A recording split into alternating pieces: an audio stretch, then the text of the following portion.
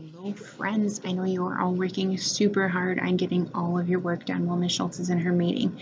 So not only is there an extra bonus Pete the Cat story in your classroom that you are working in, I have my read aloud, and today I'm going to read the true story of the Three Little Pigs. And it says, by a wolf. The wolf is going to tell the story about the true story.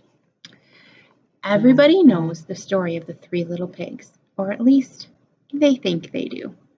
But I'll let you in on a little secret. Nobody knows the real story because nobody has ever heard my side of the story.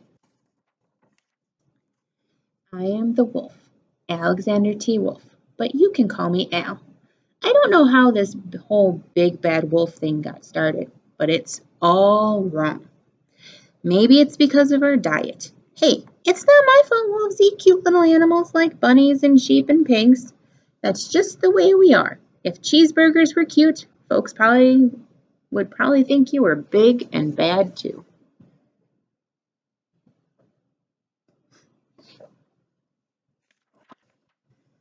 But like I was saying, the whole big bad wolf thing is all wrong. The real story is about a sneeze and a cup of sugar. This is the real story.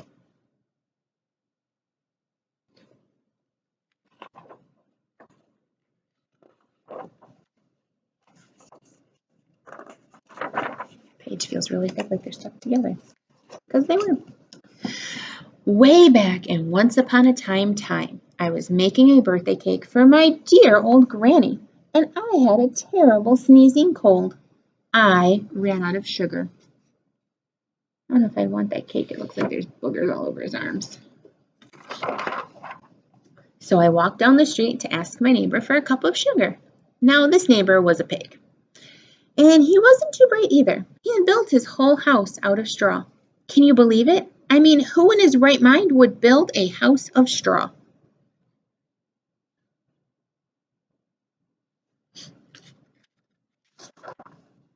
So, of course, the minute I knocked on the door, it fell right in. I didn't just want to just walk into someone else's house, so I called, little pig, are you in? No answer. I was just about to go home without the cup of sugar for my dear old granny's birthday cake. And that's when my nose started to itch. I felt a sneeze coming on. Well, I huffed and I snuffed.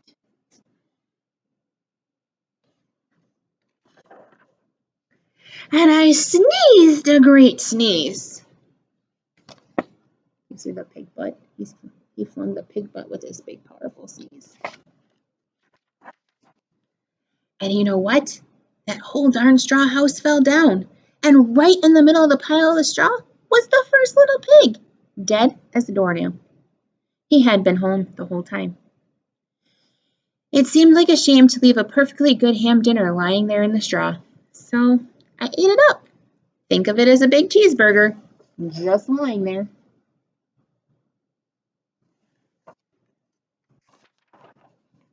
I was feeling a little better, but I still didn't have my cup of sugar, so I went to the next neighbor's house. This neighbor was the first little pig's brother. He was a little smarter, but not by much. He had built his house of sticks. I rang the bell in the stick house. Nobody answered. I called, Mr. Pig, are you in? He yelled back, Go away, wolf. You can't come in. I'm shaving the hairs on my chinny chin.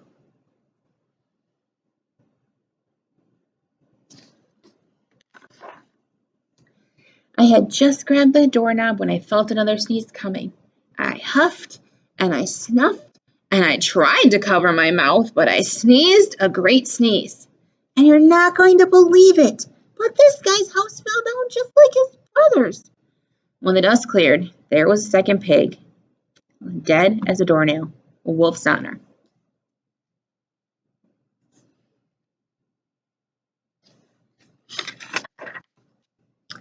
Now, you know, food will spoil if you just leave it out in the open, so I did the only thing there was to do. I had dinner again. Think of it as a second helping. I was getting awfully full, but my cold was feeling a little better. And I still didn't have that cup of sugar for my dear old granny's birthday cake, so I went to the next house. This guy was the first and the second little pig's brother. He must have been the brains of the family. He had built his house of bricks. I knocked on the brick house. No answer. I called, Mr. Pig, are you in? And do you know what that rude little porker answered? Get out of here, Wolf. Don't bother me again.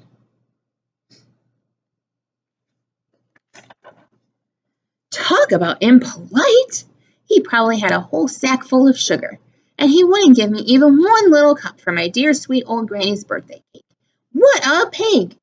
I was just about to go home and maybe make a nice birthday card instead of a cake when I felt my cold coming on. I huffed, and I sneezed, and I snuffed, and I sneezed once again. And then the third little pig yelled, and your old granny can sit on a pin.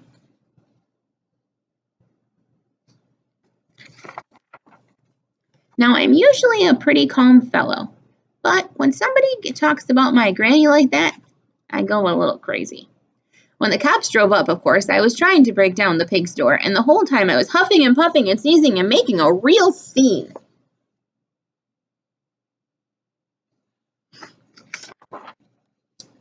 The rest, as they say, is history. The news reporters found out about the two little pigs I had for dinner. They figured a sick guy going to borrow a cup of sugar didn't sound very exciting. So they jazzed up the story with all that huff and puff and blow your house down. And they made me the big bad wolf. That's it. The real story. I was framed.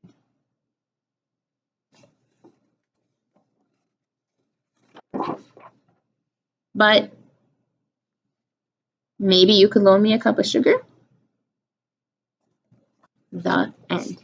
I would love to hear about your favorite part of the story. And one way that you can do that is if you go over to Seesaw, they have a journal part where you can record yourself telling me all about your favorite parts of the story. And when you click the green check mark, it comes to Miss Schultz. I will see you all in a little while. Talk to you later.